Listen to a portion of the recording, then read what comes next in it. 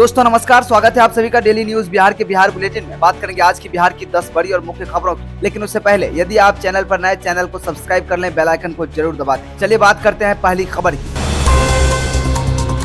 Jan Suraaj party के सूत्रधार प्रशांत किशोर ने करहगर या राघोपुर विधानसभा क्षेत्र से चुनाव लड़ने का संकेत दिया है। एक न्यूज पोर्टल से बातचीत में पीके ने कहा कि चुनाव दो ही जगह से लड़ना चाहिए, पहला जन्मभूमि और दूसरा कर्मभूमि से। पीके ने आगे कहा कि जन्मभूमि के हिसाब से मुझे रोहतास जिले में करहगर से चुनाव लड़ना चाहिए और कर्मभूमि के हिसाब से वैशाली जिला में राघोपुर से, बाकी जगह से चुनाव लड़ने का कोई मतलब नहीं है। इसी के साथ उन्होंने कहा कि अगर चुनाव लड़ेंगे तो तेजस्वी के विरुद्ध, अन्यथा दूसरी जगह से लड़ने का कोई औचित्य नहीं है। मुख्यमंत्री नीतीश कुमार के विरुद्ध चुनाव लड़ने की संभावना पर पीके ने कहा कि वे तो बैकडोर पॉलिटिक्स करते हैं, अगर वे चुनाव लड़ते तो उनके विरुद्ध उसी सीट से दांव आजमाता। पूर्णिया में आरटीओ कार्यालय के एमवीआई राम जन्म को अवैध वसूली की शिकायतों के बाद निलंबित कर दिया गया है। प्रमंडलीय आयुक्त राजेश कुमार ने उन्हें परिवहन विभाग में वापस भेज दिया है। परिवहन विभाग ने एमवीआई के खिलाफ आरोप पत्र भी गठित किया है। उन पर पटना के वाहन और परिवहन विभाग के जवान के साथ मिलकर अवैध वसूली करने का आरोप है। आरटीओ कार्यालय में पदस्थापित एमवीआई के खिलाफ वाहनों से अवैध वसूली के संबंध में लगातार मिल रही शिकायतों के बाद उन्हें विभाग को वापस लौटा दिया गया है। उनके स्थान पर परिवहन विभाग से किसी स्वच्छ छवि के एमवीआई को पदस्थापित करने का अनुरोध किया गया है। सीबीएसई बोर्ड ने परीक्षाओं में दिव्यांग छात्रों के लिए ऑनलाइन पोर्टल द्वारा सुविधाएं प्रदान करने की घोषणा की है। स्कूलों को 9 से 22 सितंबर 2025 तक छात्रों की जानकारी परीक्षा संगम पोर्टल पर दर्ज कराने का निर्देश दिया गया है। इसका उद्देश्य दिव्यांग छात्रों को परीक्षा में अतिरिक्त समय और अन्य आवश्यक सुविधाएं सुनिश्चित करना है, ताकि उन्हें परीक्षा के दौरान किसी भी प्रकार की असुविधा न हो। सीबीएसई ने सभी संबद्ध स्कूलों को निर्देश जारी करते हुए कहा कि वे अपने यहाँ के दिव्यांग छात्रों की जानकारी परीक्षा संगम पोर्टल पर दर्ज करें। इससे छात्रों को परीक्षा में मिलने वाली सुविधाएं जैसे अतिरिक्त समय, अलग कमरे की व्यवस्था आदि पहले से सुनिश्चित की जा सकेगी।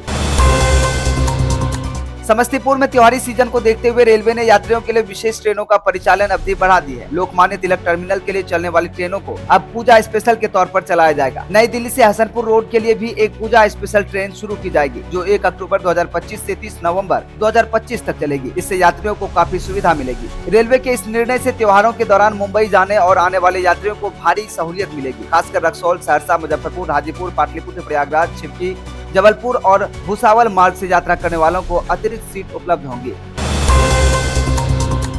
वोटर अधिकार यात्रा के दौरान राहुल गांधी और तेजस्वी यादव के मंच से प्रधानमंत्री नरेंद्र मोदी की मां को गाली दिए जाने के मुद्दे पर एनडीए ने बिहार बंद बुलाया है। इसे लेकर अब बिहार विधानसभा में विपक्ष के नेता तेजस्वी यादव का भी बयान सामने आया है। प्रधानमंत्री नरेंद्र मोदी ने इसे अपनी मां नहीं, देश की हर मां का अपमान बताया है। वहीं भारतीय जनता पार्टी की महिला नेताओं ने भी कांग्रेस और राष्ट्रीय जनता दल के खिलाफ मोर्चा खोल रखा है। राष्ट्रीय जनतांत्रिक गठबंधन एनडीए ने इसके विरोध में 4 सितंबर को बिहार बंद का आह्वान किया है। वहीं इसे लेकर तेजस्वी यादव ने प्रधानमंत्री नरेंद्र मोदी के बयान पर प्रतिक्रिया व्यक्त करते हुए कहा कि किसी की मां को गाली नहीं दी जानी चाहिए, यह हमारी संस्कृति नहीं है। लेकिन उन्होंने कहा कि हम इसके पक्ष में नहीं है। लेकिन पीएम मोदी ने सोनिया गांधी को लेकर जो बोला, नीतीश कुमार के डीएनए पर जो सवाल उठाए गए, तेजस्वी यादव ने कहा कि बीजेपी के विधायकों ने विधानसभा में मेरी मां और बहनों को गाली दी है। बीजेपी प्रवक्ता बार बार लाइव कैमरे पर महिलाओं को अपमान करते रहे, इसका क्या?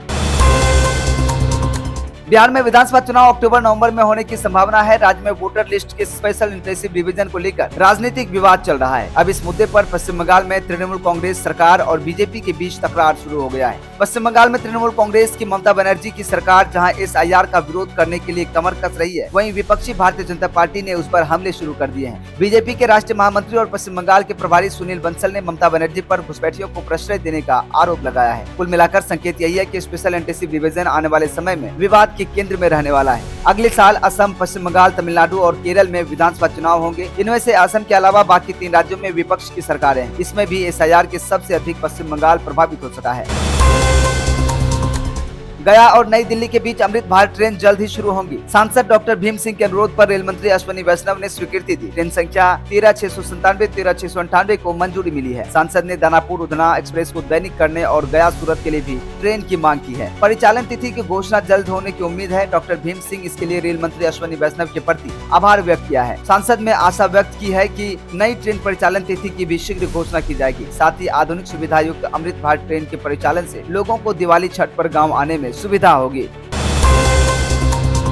राजगीर अंतर्राष्ट्रीय क्रिकेट स्टेडियम अब BCA के अधीन होगा। एसोसिएशन के अध्यक्ष राकेश कुमार तिवारी ने राजगीर क्रिकेट स्टेडियम को बिहार क्रिकेट बोर्ड के अंतर्गत लाने के लिए बिहार सरकार का विशेष आभार जताया है। उन्होंने प्रदेश के क्रिकेट के लिए इन दिन को ऐतिहासिक दिन बताया। उन्होंने कहा कि राजगीर में निर्माणाधीन क्रिकेट स्टेडियम के रखरखाव और संचालन का जिम्मा बिहार क्रिकेट एसोसिएशन को सौंपने की सैद्धांतिक मंजूरी के साथ राज्य में क्रिकेट की एक नई पहचान स्थापित होगी। हालांकि अभी आधिकारिक हस्तांतरण नहीं हुआ है, लेकिन बिहार सरकार ने एक महत्वपूर्ण नीतिगत निर्णय लिया है कि राजगीर अंतर्राष्ट्रीय क्रिकेट स्टेडियम जल्द ही बिहार क्रिकेट एसोसिएशन के संचालन नियंत्रण में आ जाएगा। पटना में जेडीयू दफ्तर के सामने उर्दू बंगला टीईटी अभ्यर्थियों ने बुधवार को जोरदार प्रदर्शन किया। जेडीयू दफ्तर के बाहर भारी संख्या में उर्दू बंगला टीईटी अभ्यर्थी पहुंचे हैं। प्रदर्शनकारियों ने 12,000 अभ्यर्थियों को धर्म के आधार पर बाहर करने का आरोप लगाया है। साल 2013 में परीक्षा हुई थी, अभी तक रिजल्ट जारी नहीं हुआ है। बताया जा रहा है कि इन अभ्यर्थियों की संख्या लगभग 12,000 है। प्रदर्शनकारी अभ्यर्थी सीएम नीतीश कुमार से मिलने की जिद पर अड़े हुए हैं और लगातार यहाँ नारेबाजी कर रहे हैं। इस प्रदर्शन में कई युवतियां भी नजर आई। भारी संख्या में पुलिस बल की तैनाती की गई है। उर्दू बंगला टीईटी अभ्यर्थियों और छात्रों ने तख्तियां हाथ में लेकर जोरदार प्रदर्शन किया। इस दौरान जदयू कार्यालय में तालाबंदी भी कर दी गई है। तो दोस्तों चलिए रुक करते अगली और अंतिम खबर की ओर बताते हैं। कल यानी 3 सितंबर को बिहार के कई हिस्सों में आसमान में बादल छाए रहे। समस्तीपुर और आसपास के जिलों में मौसम विभाग ने बिजली और गरज चमक के साथ बारिश का ऑरेंज अलर्ट भी जारी किया है। वहीं अधिकतम तापमान 34 से 36 डिग्री सेल्सियस और न्यूनतम तापमान 26 से 28 डिग्री सेल्सियस के बीच दर्ज किया गया है। अब बात करेंगे आज यानी 4 सितंबर की, तो मौसम विभाग के अनुसार राज्य के दक्षिणी जिलों में गरज चमक के साथ हल्की से मध्यम बारिश की संभावना बनी रहेगी। उत्तर और मध्य बिहार में भी बादल छाए रहेंगे और कहीं कहीं हल्की बौछार हो सकती है। तापमान लगभग वही रहेगा। अधिकतम तापमान 34 डिग्री सेल्सियस से 36 डिग्री सेल्सियस और न्यूनतम तापमान 26 से 28 डिग्री सेल्सियस। कुल मिलाकर मानसून सक्रिय है, लेकिन भारी बरसात के आसार नहीं है। लोगों को आंधी, बिजली और गरज चमक से सावधान रहने की सलाह दी गई। यही था बिहार का ताजा मौसम अपडेट।